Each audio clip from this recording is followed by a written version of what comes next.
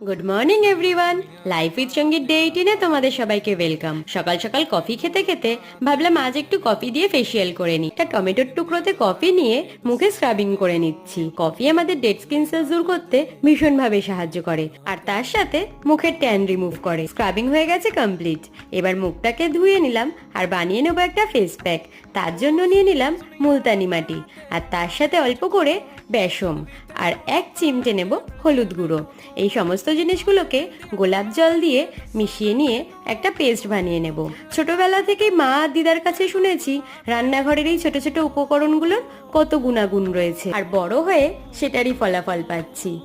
প্যাকটা শুকিয়ে যাওয়ার পর মুখটা ভালো করে ধুয়ে নিয়ে আমি এখানে গোলাপ জলটাকেই টোনার হিসাবে ব্যবহার করে নেব, আর তারপর মুখে মাখবো ময়েশ্চারাইজার। এই দুটো কিন্তু একদমই স্কিপ করা যাবে না। আজকের মতন এতটাই, দেখা হবে পরের ব্লগে।